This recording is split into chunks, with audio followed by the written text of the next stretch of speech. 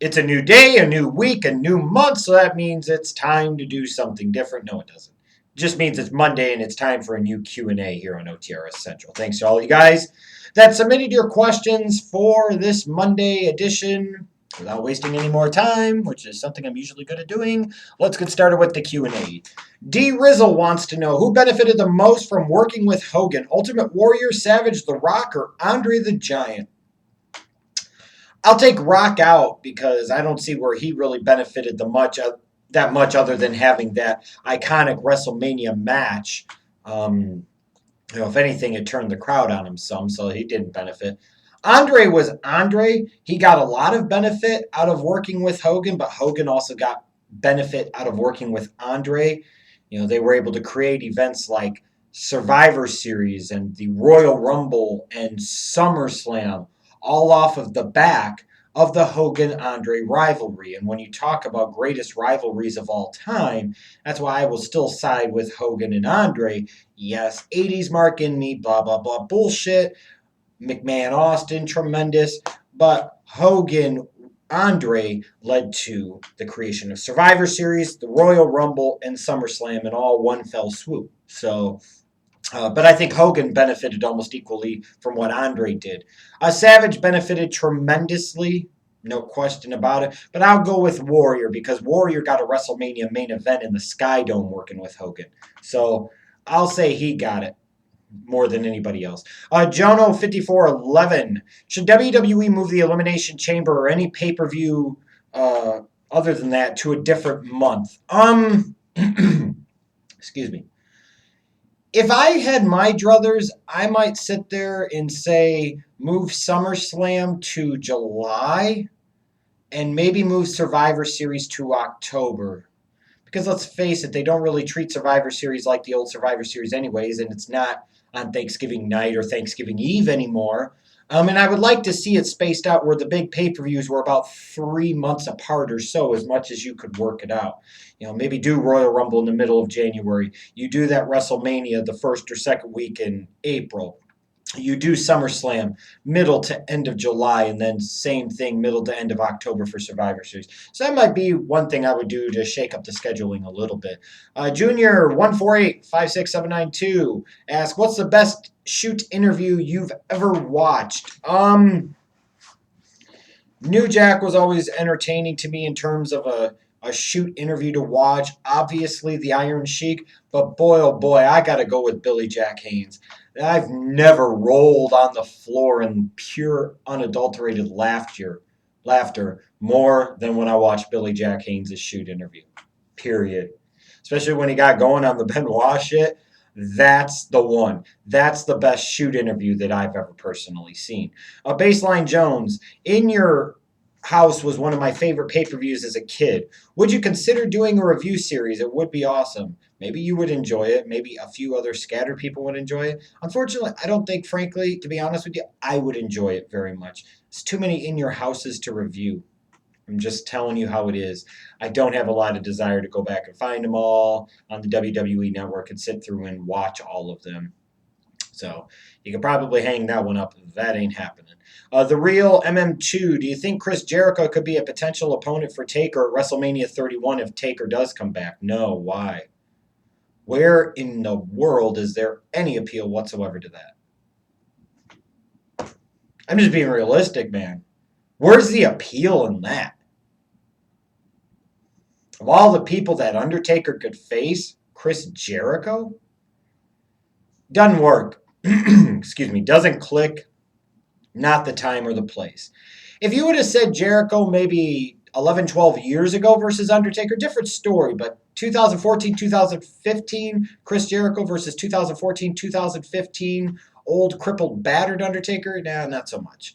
Mr. Beetle 890, WWE.com has Jeff Jarrett ranked as the 20th best, Intercontinental Champion of all time. Your thoughts? All them fucking title reigns, and he could only finish 20th. That's probably too high. It clearly establishes one thing. That Jeff Jarrett was nothing more than a Memphis mid-card piece of crap. And to the WWE's credit, they never put him in the main event. They never sat there and made him a world champion. Leave that to other stupid wrestling companies to do that repeatedly. I'm at LW. What's your favorite horror movie? And what did you think of The Exorcist? Uh, Exorcist is good. Not my favorite. Probably my favorite horror movie of all time might be the first Halloween. Perhaps. That might be. Um, yeah. I mean, unless you go with something like Legally Blonde, because that's just a horror movie in and of itself. That's just scary, terrible. No, serious horror movie, Halloween. Burn Notice 3216. What would you say if in 2 years Bray Wyatt ends up being a comedy character like Santino, Eugene, or Hornswoggle? Nothing surprises me. I would throw nothing out of the realm of possibility when it comes to the WWE and screwing the pooch with characters. But if they did that with Bray Wyatt, then you know what? Whatever happens to the WWE in the future from a negative standpoint, they will have fucking deserved it. They will have made their own bed and they will have to lay in it. Period. Rare Breed RKO 97 wants to know, did you watch that 70s show? Yes. The first few seasons at least. Then I started doing other things in life and stopped watching the show. But the first couple of seasons, yes, I watched it relatively religiously. I liked that 70s show quite a bit. Also, do you watch much TV? Not particularly. My television watching primarily consists of um, football, other sports, wrestling, and then usually once a week, we'll sit here with the lady and the dog, and we'll have TV night, which is usually Tuesday night, and we'll watch the two NCISs and then Person of Interest. Because obviously, Summer is a big fan of LL Cool J, so she wants to watch relatively religiously. Yeah, that would be about it. Don't watch a ton of TV, though. Really don't. A lot of other stuff that I watch is primarily on YouTube. Dexter C73, is the failure of the invasion angle the reason WWE wasn't able to capture the WCW audience? Um, that's one reason. It definitely didn't help. It was a big reason. It's not the only reason. I mean, in some ways, the WWE's product was never going to appeal to the WCW audience to begin with. Furthermore, some of that WCW audience used to be WWE audience, WWF audience at the time, and went away from WWF and never came back. So again, they weren't going to come back. And just in general, the climate, culture, and times had changed, and wrestling just wasn't as interesting in general. So that's another reason, you know. Um, there's a lot of reasons, but the invasion angle definitely didn't help. I'll put it that way. But I'm not going to solely place the blame on that abortion of a storyline. Uniquely cliche. There's so many vintage WWF shows on YouTube. Is the WWE network worth my $13? Because I don't do commitments. Fuck commitments. If you want to watch the pay-per-views every month, yes. For some of the old shows, you know, some of them you might find in parts if you like to watch them in higher quality and continuously without having to scroll around and find the different parts to those pay-per-views or shows, then yes. If you don't care about watching the pay-per-views and if you don't care about that, and a lot of that stuff is already on YouTube or in other places, so it might not be worth it. Just depends on your perspective. Beeline Finn asks, here's a good one for Monday, and I guess it is because it got included. Is Cesaro in the realms of the Angles and the Benoits? Definitely not in the realm of Angle because Angle was treated like a huge deal from the very beginning. He was a multiple time world champion and in the main event picture for years.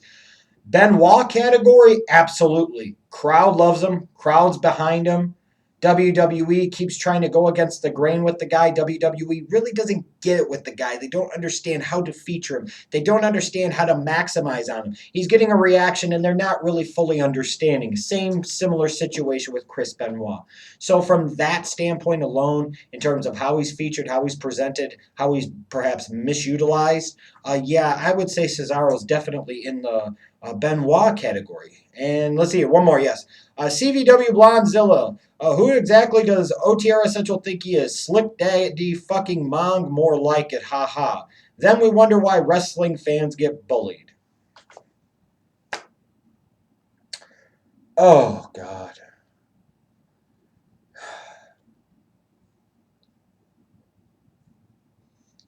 Yeah, I would think at this point in time, after almost 4 years of doing this, that people could come up with better material, better stuff with this.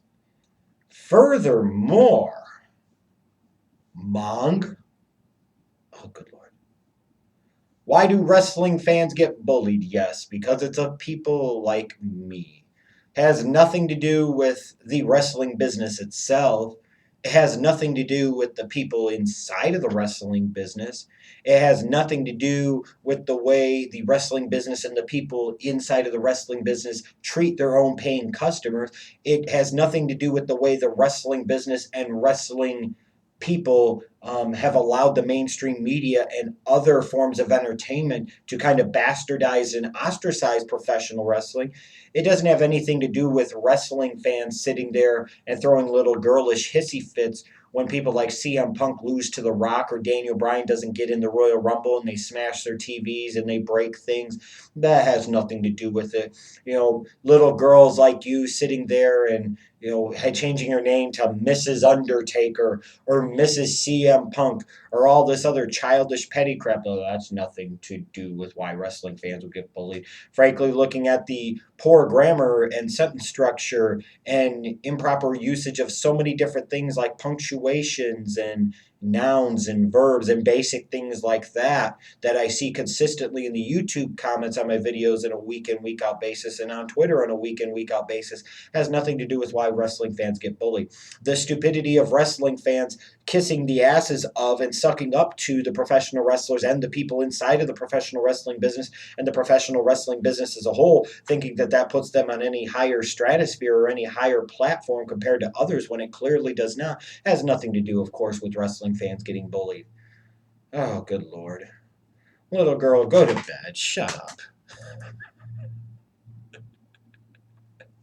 Slick daddy. Schleg daddy, dumb heifer. Blondzilla. Okay, so you're gonna call yourself Blondzilla, but you're making fun of the Schleg Daddy by calling him Slick Daddy and saying fucking Mong more like it. Haha. But that's right. People like me are why wrestling fans get bullied. You go ahead and keep on believing that. Bless you indeed. All right, thanks to all of you that submitted your questions for this Monday Q&A. I have the Raw review on Tuesday, another Q&A Wednesday, a commentary video or two perhaps on Thursday, another Q&A on Friday, and who the fuck knows for the weekend. All right, bye.